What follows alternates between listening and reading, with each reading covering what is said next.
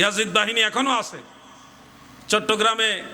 গত 2 বছর আগে বহদ্দার হাটে জুমার নামাজ পড়তে গেছিলাম এক মসজিদে, না জানি না, গিয়া দেখি ওয়াহাবি ইমাম মসজিদে, দুইকা দেখি ইমাম ওয়াহাবি ওই রেখেছি বিপদে। কিতা করতাম, মসজিদ থেকে বের হওয়া যাবে না, মাসালা নাই, মসজিদে ঢুকে গেছে, নামাজ পড়ে বাড়ি তুইব।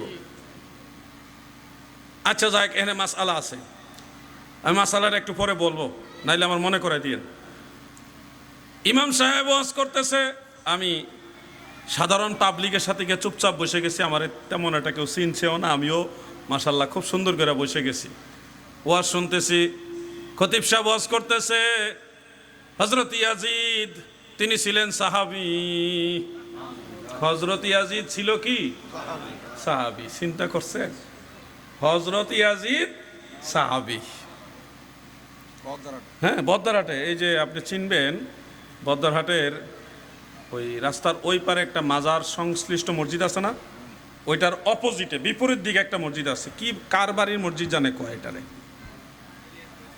কি ইলিয়াস বাড়ির মসজিদ।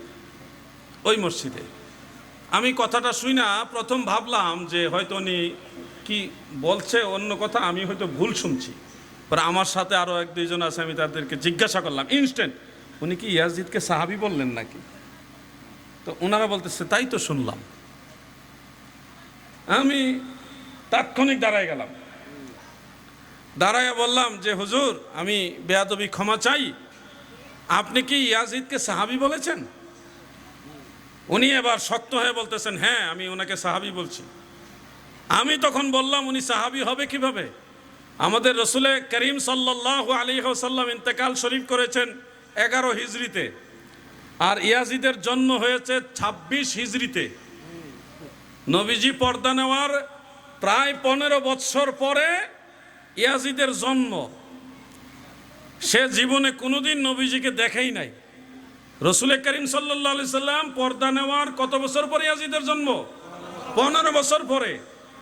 তো সাহাবীর সংজ্ঞা হলো মান লাকিয়ান নবিয়্যা সাল্লাল্লাহু আলাইহি ওয়াসাল্লাম ঈমানান ওয়া মাতা আলাল ইসলাম ফাহুয়া সাহাবী। যারা ঈমানের সাথে নবীজির সাথে মিলিত হয়েছে, নবীজিকে ঈমানের সাথে দেখছেন বা সাক্ষাৎ পেয়েছেন, ওয়া মাতা আলাল ইসলাম, এবং ইসলামের উপরে মারা গেছেন, তাদেরকে বলা হয় সাহাবী।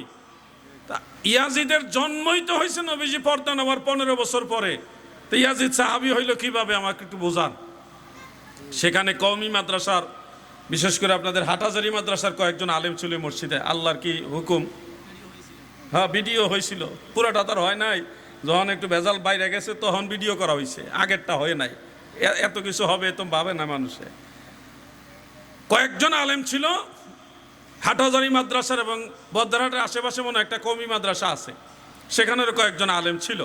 ওই আলেমরা আবার আমার সমর্থন করছে, এরা বিরোধিতা করে নাই। আলেম তো দল যেটাই করুক, আলেম হইলে একটা গুণ থাকে, যে পড়ালেখা করছে, 2-4 কথা পড়ছে, তো এই জন্য ইলিম থাকলে কাজে লাগে। এই কওমি আলেমরা আমার পক্ষে দাঁড়াইছে।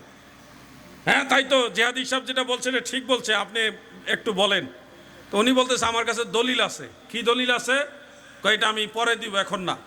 কখন দিবেন? যে নামাজের পরে। এখন তো আমি ওয়াহাবির পিছনে তো আমি নামাজ পড়ি না।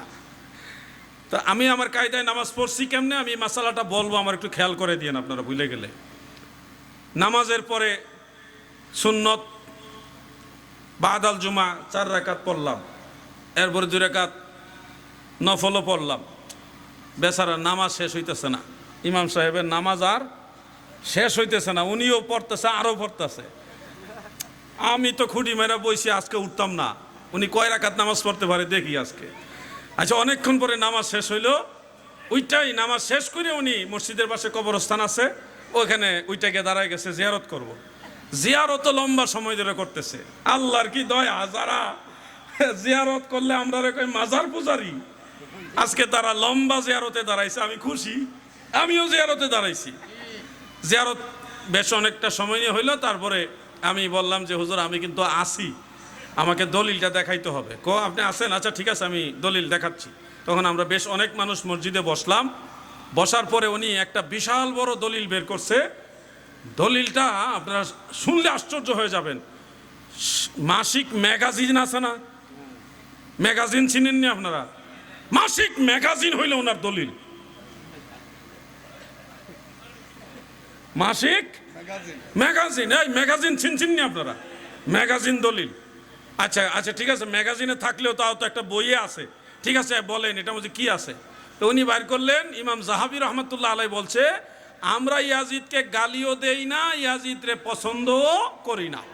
তো এই কথা উনি পইরা শুনাইলো। শোনানোর পরে কওমি আলেমরা, হাটাজারি আলেম এবং ওই কওমি আলেমরা বলতেছে এখানে তো আর ইয়াজিদের সাহাবির কথা নাই, জিহাদ হিসাবের প্রশ্ন তো ওইটা না। জিহাদ হিসাবের প্রশ্ন হলে ইয়াজিদ সাহাবি, এটা কই আছে আপনি দেখাইবেন বলছেন। এখানে তো বলছে ইমাম জাহাবি বলছে যে আমরা ইয়াজিদরে পছন্দও করি না, ভালোও বাসি না, গালিও দেই না। এইরকম ইমাম জাহাবির একটা মত। এখানে তো আর ইয়াজিদ সাহাবি এই কথা নাই। এখন তো উনি থতমত খেয়ে গেছে। তখন আমি ওনাকে একটু সেভ করার কারণে, কারণ আমি জানি এই ধরনের একটা ভয়ঙ্কর ভুলের কারণে ওনার চাকরিটা থাকবে না, আমি বললাম, আমি নিজের থেকে বললাম হয়তো উনি হযরত আমিরে মুআবিয়া রাদিয়াল্লাহু আনহুর নাম বলতে গিয়ে ভুলক্রমে ইয়াজিদের নাম বলে ফেলছে, তাই না হুজুর? মানে আমি একটু সেভ করে ইয়ে করতেছি, উনিও সংশোধন হয়ে যাক, মসজিদের চাকরিটাও, হ্যাঁ, মসজিদের জন্য বাইর না হয়, এটা আমার উদ্দেশ্য। বেচারা পেটে লাথি যেন না পড়ে। বেচারা কি করলো, না না ইয়াজিদের ব্যাপারে আমি বলছি নে মরসতনি। এখন সব আলেমরাই আমার সমর্থন করলো, না না ইয়াজিদ সাহাবি না, উনি সাহাবি না, এটা আমরা একবার শিওর। তো মোটামুটি মসজিদ কমিটিও বুঝতে পারছে। পরে শুনছি আসরের সময় ওনার চাকরি নাই। পরে আবার আইছে কি না আমি জানি না, আইতেও পারে, কারণ হইলো যে যারে ভালোবাসে তার আনতেও পারে। কিন্তু আমাদের বক্তব্যটা হলো, যুবক ভাইরা শোনো, আকিদার গুরুত্ব কেন দিতে হয়? আকিদার গুরুত্ব কেন দিতে হয়? তুমি যদি আকিদার গুরুত্ব না দাও তাহলে ওই ইয়াজিদের ভালোবাসাও তোমার দিলের ভিতরে ঢুকে যাবে, ইয়াজিদের ভালোবাসাও তোমার দিলের ভিতরে ঢুকে যাবে। এবার শুনেন মাসআলা বলি, যদি কোনো মসজিদে ঢুকে দেখেন এই মসজিদের ইমাম সাহেব সুন্নি নয়, আহলুস সুন্নাহ ওয়াল জামাতের আকীদা পোষণকারী নয়, আপনি যেভাবে হোক আপনি বুঝতে পেরেছেন যে এই ইমামের আকীদা গলত, আকীদার মধ্যে সমস্যা আছে। এখন আপনি কি তার পিছনে জুমা পড়বেন কিনা? জুমার নামাজের মাসআলাটা বলছি। এই ক্ষেত্রে মাসআলা হলো, জুমার নামাজ একা একই পড়া যায় না। জুমার নামাজ পড়ার জন্য 6টি শর্ত আছে। কয়টি শর্ত? 6টি শর্ত। এর মধ্যে একটা শর্ত হলো জামাতে পড়তে হবে। একা একা অন্যান্য নামাজ হয়, কিন্তু জুমার নামাজ হয় না। এখন আপনি তো জুমা বাড়ি থেকে একা পড়তে পারবেন না, অলরেডি মসজিদে চলে আসছেন। এক্ষেত্রে আপনার জন্য মাসআলা হলো, আপনি জুমা পড়বেন, ওনাদের সাথেই পড়বেন, কিন্তু আখিরিজ জোহর 4 রাকাত শেষে পড়বেন। আখিরিজ জোহর 4 রাকাত শেষে পড়ে নিবেন। সবচেয়ে নিরাপদ হলো, আপনি যদি জানেন এই মসজিদের ইমাম ভেজাল, তাহলে এই মসজিদে যাবেন না। যে এই মসজিদের ইমাম আহলুস সুন্নাহ ওয়াল জামাতের আকীদার, একটু দূরে হইলেও ওখানে গিয়ে নামাজ পড়বেন। আর যদি ভুলক্রমে অজান্তে যদি কোনো মসজিদে ঢুকে যান, সেক্ষেত্রে নামাজ পড়বেন, কিন্তু 4 রাকাত নামাজ পড়বেন আখির জোহর। এটা কখন পড়বেন? বাদাল জুমা যখন শেষ, এরপরে আপনি 4 রাকাত পড়বেন, নফল পড়বেন না, 4 রাকাত আখির জোহর পড়বেন। এটা হলো ওই যে আপনি ইমাম যদি ভেজাল হয় নামাজ তো হয় না। ইমাম ভেজাল হইলে কি নামাজ হয় না? তাহলে আপনার নামাজটাই তো বাদ হওয়ার চেয়ে আপনার জোহরের নামাজটা আদায় হওয়া তো ভালো। ওই জোহরের রিপ্রেজেন্টেটিভ হিসেবে আপনি এখন আখিরি জোহর 4 রাকাত পরে নেবেন। মাসআলাটা কি বুঝতে পারছেন আপনারা? আর 5 ওয়াক্ত নামাজের ক্ষেত্রে অনেকে আমাকে প্রশ্ন করেন, 5 ওয়াক্ত নামাজের ক্ষেত্রে অনেক এলাকার মসজিদের ইমাম সাহেব আহলুস সুন্নাহ ওয়াল জামাতের আকীদার থাকে না, তারা ভিন্ন বাতিল আকীদার লোক থাকেন। তাদের পিছনে নামাজ পড়বে কিনা, বা অনেক সময় উপায়ও থাকে না, কি করণীয়?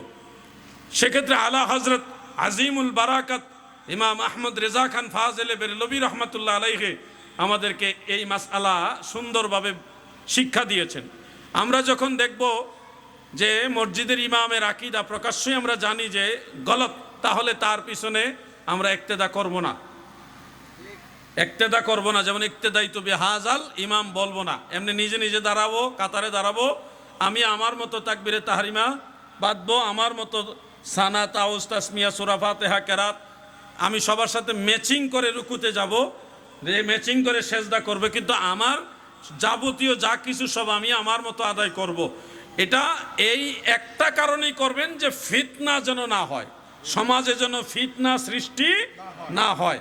আপনি যদি ওই অবস্থায় মসজিদ থেকে বের হয়ে আসেন তাহলে সমাজের মধ্যে একটা ফিতনা তৈরি হবে, আপনার চলার পথ সংকুচিত হবে, সমস্যার সম্মুখীন হবেন।